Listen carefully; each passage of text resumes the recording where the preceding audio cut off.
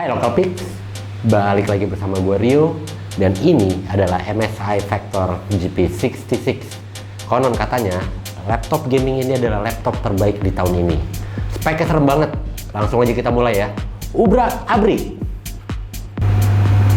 Dari segi penampilan, MSI Vector GP66 ini nggak jauh beda dari seri sebelumnya, yaitu MSI Leopard GP66. Dengan berat 2,38 kg dan ketebalan 2,34 cm, serta bodi compact dan tebal justru menunjukkan bahwa laptop gaming ini adalah laptop gaming sejati yang siap tempur. Dari segi desainnya sih simpel ya. Konstruksi bodi juga terlihat solid. Perpaduan antara bahan metal dan polimer membuat Vector GP66 ini kerasa premiumnya. Ibarat mobil tuh kayak mobil Jaguar gua ngeliatnya. Keker, berisi, tapi elegan gitu.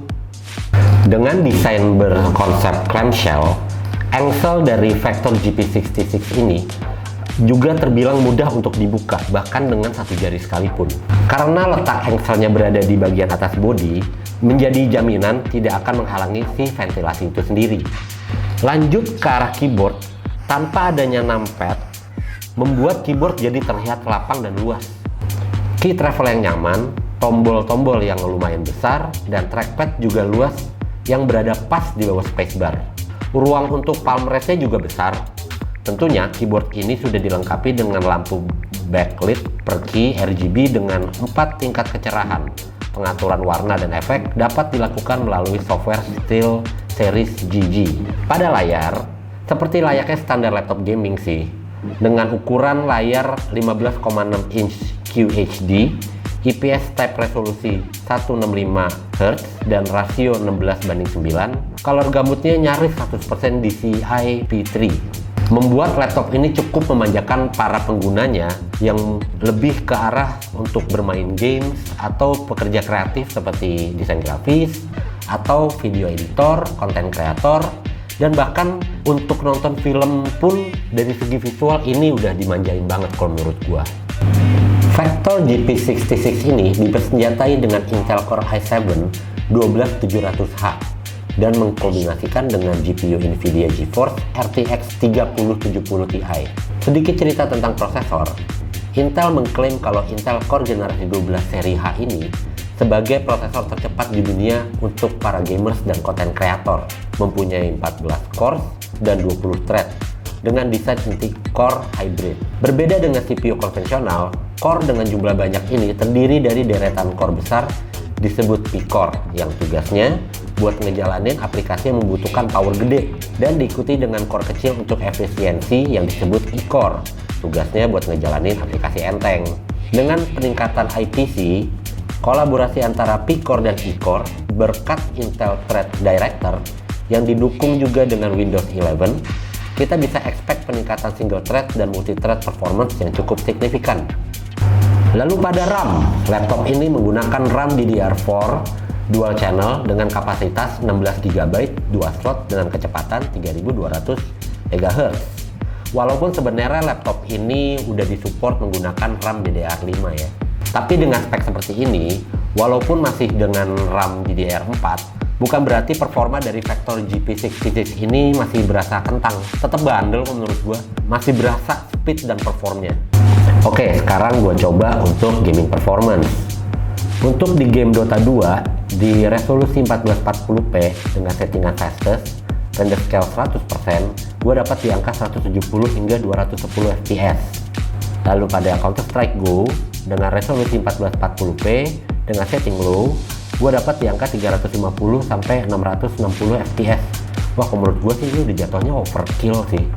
Lalu ada lagi di Shadow of Tomb Raider dengan resolusi 1440 settingan highest, ray tracing dengan settingan high, DLSS dengan settingan quality, dapat di angka 70 sampai 100 fps.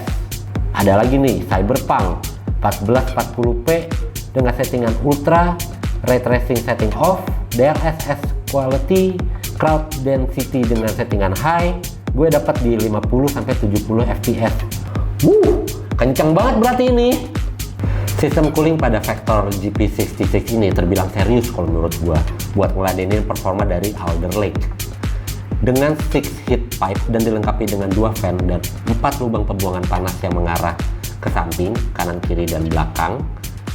Dijamin sistem pendingin ini sangat nolong performa laptop supaya tetap kondusif dengan bantuan Cooler Boost 5 ini.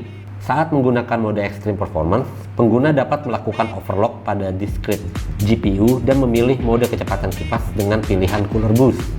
Dan gak cuma itu, ada juga sistem fan Smart Auto juga yang bisa menyesuaikan kecepatan kipas dan suhu. Which is ini mantap banget berarti dalam menghandle permasalahan suhu panas untuk laptop gaming ini. Nah, untuk percolokan, Factor GP66 ini mempunyai konektivitas di 3 sisi. Di sebelah kanan ada 2 USB 3.2 Gen 1 dan di sebelah kiri ada 1 USB 3.1 Gen 1, 1 USB-C 3.2 Gen 2 yang juga mendukung display out dengan protokol DisplayPort. Lalu ada juga 3.5 mm audio combo jack. Lalu pada bagian belakang ada 1 mini DisplayPort, 1 gigabit Ethernet, 1 HDMI, 1 DC-in untuk charging laptop yang selalu harus kecolok. Kenapa mesti harus nyolok? Karena daya tahan baterai dari Factor GP66 ini dengan kapasitas 65 Wh cepet banget habisnya ternyata. Lihat aja, ini gua aja sambil gue colok nih. Gue coba buat nonton film durasi 2 jam kurang aja, itu udah langsung sekarat.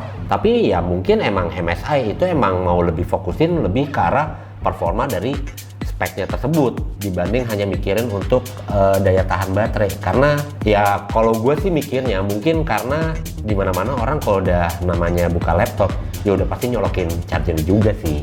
Makanya apalagi orang kayak kita, orang Indonesia kan nggak bisa jauh-jauh dari colokan sama wifi. Dari kameranya bisa sampai di resolusi 720p, ya nggak wah-wah banget sih ya. Tapi udah cukup lah buat sekedar webcam keperluan kerja atau mereka yang mau pacaran LDRan. Kesimpulannya MSI Factor GP66 ini adalah laptop gaming sejati lah.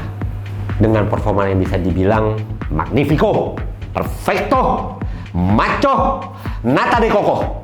MSI Factor GP66 ini dibanderol dengan harga 30 jutaan, ya lebih tepatnya di angka 33 jutaan something gitu deh. Dengan spek seperti ini, kalau menurut gue sih gue gak usah pikir-pikir lagi. Soalnya laptop gaming ini bakal siap untuk segala macam medan. Kurang apa lagi, speknya udah oke banget, build quality-nya juga bagus, desainnya juga eksklusif, cepet, tajam, paket lengkap lah pokoknya. Pokoknya worth to buy untuk yang satu ini. Oke, sekian review dari kita di Ubrak Abrik kali ini. Mudah-mudahan insight dari kita bisa membuat kalian bisa menentukan laptop gaming apa yang cocok buat kalian, termasuk laptop gaming ini. Buat kalian yang suka dengan video kita, boleh di like. Buat yang kasih masukan atau kritikan, boleh tulis di kolom komentar. Dan jangan lupa juga untuk subscribe dan bunyikan lonceng untuk tahu update video terbaru dari kita. Oh ya, jangan lupa follow juga Instagram kita di plus62.id. Di sana banyak konten-konten menarik, ada ngebahas soal komunitas, ada ngebahas soal insight marketing, dan info-info menarik yang bisa menambah wawasan kalian. Gue Rio, segenap tim dari Ubrak Abrik undur diri. See you in next video.